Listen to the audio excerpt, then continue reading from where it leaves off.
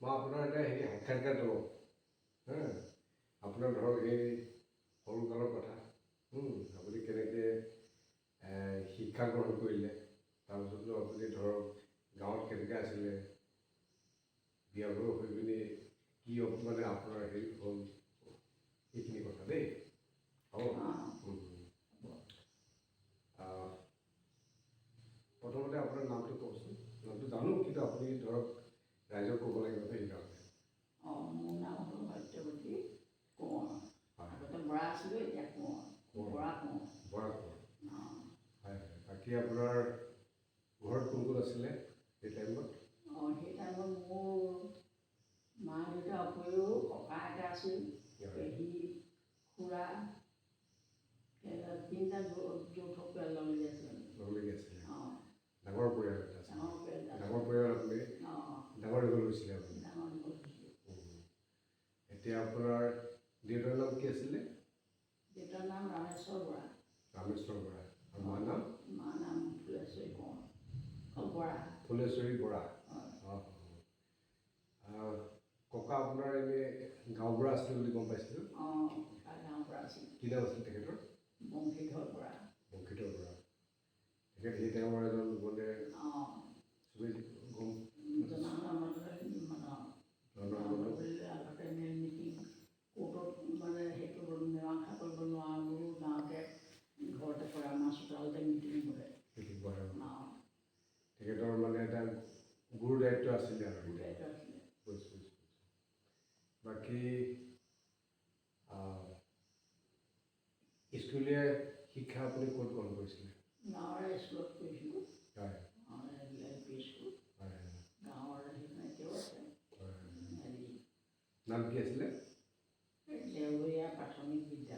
দেওবৰীয়া প্ৰাথমিক বিদ্যালয় কিমান নম্বৰ আছিলে নম্বৰটো পাহৰিলোঁ স্বাভাৱিক কথা বাকী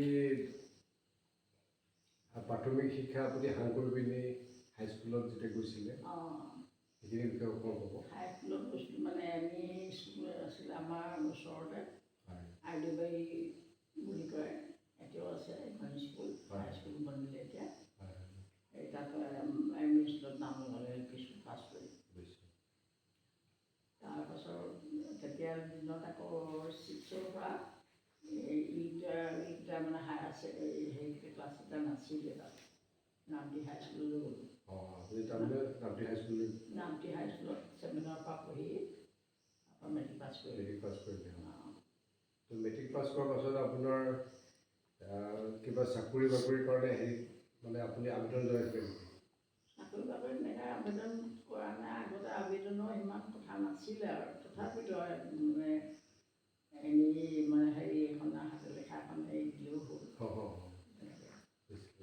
কৰিবলৈ মন তেনেকৈ নাই চাকৰি তাৰমানে বুজিছোঁ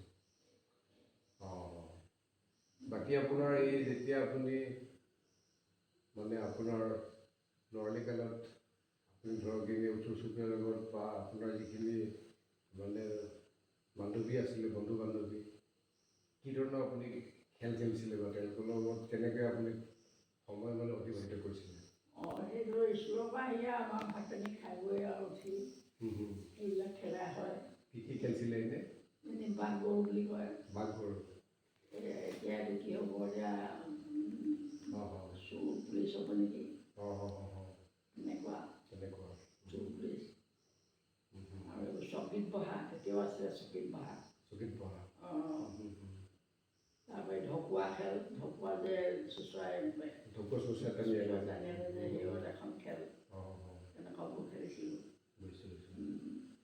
টিক চিক বুলি কয় এইডালৰ পৰা সেইডাল খুচি দিয়া সেইটো এটা খেল আছিলে আমাৰ ইডালে সিডালে লাগি যুঁজ খায় হেৰি হোৱা সেই তেনেকুৱাবোৰ খেল বাকীতো তেতিয়া আপুনি ধৰক বিয়া বাৰু সকাম নিকাম এইবিলাকতো যায়ে আৰু খুব এটা ভাল পৰিৱেশ আছিলে মিলা প্ৰীতি আছিলে তেতিয়াতো বিৰাট মিলা প্ৰীতি কৰে কিবা বিশেষ কাম থাকিলে আহ বুলি ক'লে আহে তেনেকুৱা ধৰণৰ আছিলে এতিয়া তেনেকৈ ইমান বাৰে গৈছোঁ যিকোনো সমূহীয়া কামত আগৰ দিনবিলাকে বেছি ভাল আছিলে ভাল লাগে কিবা এটা উৎসৱ তাৰপিছত তেওঁৰ ঘৰত নহয় যেনিবা মোৰ ঘৰতহে হৈছে তেনেকুৱা তেনেকুৱা এটা অনুভৱ হয়। আজিকালি নহয় আজিকালি নহয়, সেইটোতো আৰু অকণমান সময়ৰ পৰিপ্ৰেক্ষিতত তেনেকুৱা হৈছে। অকণমান নহয়, এতিয়া বেছি ব্যক্তিগত কেন্দ্ৰিক হ'ল চব কথাই। সেইটো হয়। বাকী ধৰক আপুনি বিয়া হৈ যেতিয়া আহিছিলে, সেই আপুনি যেতিয়া আপোনাৰ শহুৰ দেউতাই আপোনাক বোলে কৈছিলে যে এনেকৈ কিবা এটা কথা কৈছিলে, মোক কৈছিলে, কওকচোন বাৰু তাৰ বিষয়ে কওক। কৈছিলে যে তই এতিয়াই কেলে বিয়া হ'লে, মোৰ চাকৰিটোও গ'ল ইতিমধ্যে। দেউতা মানে আছাম কোম্পানীত কাম কৰিছিলে, টি ফেক্টৰী আছিলে, এতিয়া যদিও ONGC হৈছে আছাম কোম্পানী বুলি কয় ন? আছাম কোম্পানী বুলি কয়। সেইটো কোম্পানীটো উঠি গ'ল 82 চনত, এই 62 চনত। আমাৰ 83 চনত বিয়া হৈছে, সেই কোম্পানীটো 82 চনত উঠি গ'ল। বুজিছোঁ। 62 চনত হ'ব? 62 চনত 83 চনত বিয়া হৈছে আমাৰ। নহয়, 63 চনত 62 চনত দেউতাৰ শহুৰ পৰা চাকৰি গৈছে। বিয়া কি নহয়,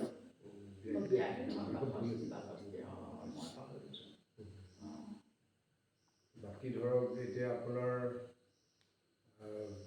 শহুৰ দেউতাৰ নাম কি আছিলে? শহুৰ দেউতাৰ নাম এনেই বাপিৰাম কোঁৱৰ। তেওঁ জনা যায় মানে জনা নাই, বেলেগ এটা নাম আছে, আনকমন নামটো লেণ্ডি বুলি কয়। লেণ্ডি। আৰু শাহুবাইৰ নাম? শাহুবাইৰ নাম পহিলা কোঁৱৰ। পহিলা কোঁৱৰ। আগতে নামবিলাক তেনেকৈ প্ৰচাৰ নহয় আৰু থুৰটো আইতা নচলি তেনেকৈ কৈ তেনেকুৱাই নাম আৰু নাম থাকে তেনেকৈ। বাকী আপোনাৰ স্বামীৰ বিষয়ে অকণমান কওক। তেওঁৰ নাম আছিলে নীলকান্ত কোঁৱৰ। তেখেতে মেট্ৰিক BA ফাইনেল পৰীক্ষা ফাইনেল ৰিজাল্টৰ দিয়াই নাছিলে, পাছ কৰা নাছিলে। এইটো BA ফাইনেলৰ যিটো আগতে পৰীক্ষাটো পাহৰি গৈছিল নহয়, টেষ্টটোৱে পাছ কৰা নাছিলে। সেইকাৰণে দেউতাই শহুৰ দেউতাই কৈছে যে ই BA টেষ্টে পাছ কৰিব পৰা নাই, আহি পেলাই কিতাপে কি ল'বি, মোৰ চাকৰি থাকোঁতে বিয়া নহ'ল কৰি সিহঁতক। পাছত কেনেকৈ তেখেতে চাকৰি পাইছিলগৈ? পিছত আৰু তেখেতে BA টেষ্টটো পাছ কৰি ফাইনেল পাছ কৰিলে। পাছ কৰি গাঁৱৰ প্ৰাইভেট স্কুল খুলিছে, ME স্কুল, হাইস্কুল তেনেকুৱা ওপৰত মানে মাতি নিয়ে। তেওঁ সোমাই থাকিবলৈ বেয়া পাই যায় আৰু BA পাছ কৰি। তেতিয়া 60 টকা 50 টকা দৰমহা তেনেকৈ আছিলে মাত্ৰ। ঘৰখন চলাবলৈ অসুবিধা হয় তেতিয়া? অসুবিধা বুলি তেনেকৈ নহয় আৰু, আগতে অসুবিধাবিলাক নাই, খোৱা লোৱা বা যাতায়াতৰো তেনেকুৱা মানে আজিকালি দামী হেৰি গাড়ী নাই, তেনেকৈ ধৰক খোজকাঢ়িয়ে বহুতো যায় মানুহ। আমি নামটি হাইস্কুললৈ খোজকাঢ়ি গৈছিলোঁ সেই সময়ত। 7 কিলোমিটাৰ মিটাৰ হ'ব। 7 কিলোমিটাৰ? 7-8 কিলোমিটাৰ হ'ব। 7-8 কিলোমিটাৰ। বাকী আপোনাৰ দেওৰ ননদ আছিলে? দেওৰ ননদ আছিলে, দেওৰ দুজন পঢ়ি আছিলে। 5-6তে পঢ়ি আছিলে। 5-6ত পঢ়ি। ডাঙৰ ননদজনী ঘৰত আছে, চন্দ্ৰপ্ৰভা কোঁৱৰ বুলি কয়। এতিয়া ঢুকালে তেওঁ, মাষ্টৰণী কৰিছিলে অংগনবাড়ীত। তেওঁ মানে স্কুলৰ মাষ্টৰণী কৰে, মেট্ৰিকো ফেইল কৰিলে। বুজিছোঁ। বাকী দেওৰজন সংস্থাপন হ'ল পিছত।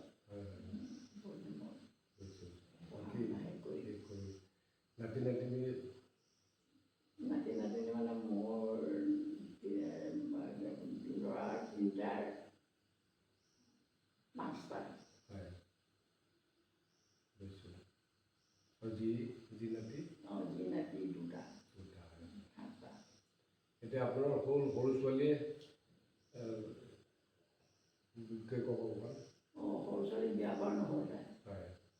তাই BA পাছ কৰিলে। MA পঢ়িছিলে, ইংৰাজীত অনাৰ্ছ কৰিছিলে। MA কমপ্লিট নহ'ল ইংৰাজীত। চাকৰি তাকৰি মানে তেনেকৈ বিচৰা নাছিলে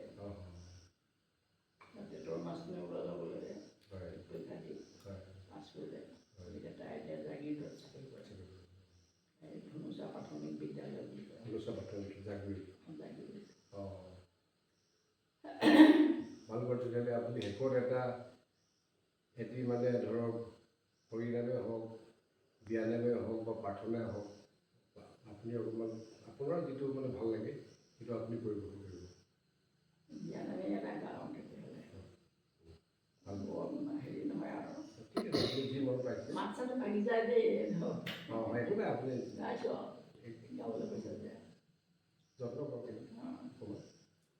তেজপুৰ দৰং আগে যে দাদা ঐ ভাইটি লৈ মৰম এতিয়া দাদাই ভাৰে যাক পাব মৰমৰ ভাইটি লৈ পাহৰি যাব মিছাতে ভাৰে যাই লগাব কথা সঁচা বুলি দাদাই ভাইটি লৈ মাৰিব খেদা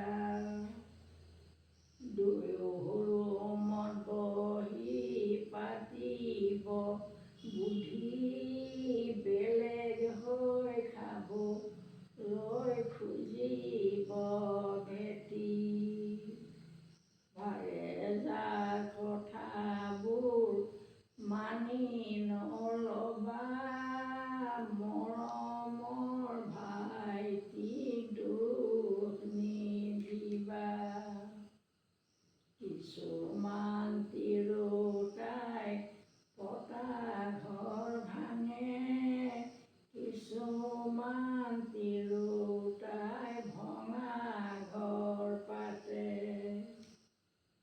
তাকে চাই ৰামচন্দ্ৰ সাৱধান হবা মৰমৰ ভাইটিক দুখ নিদিবা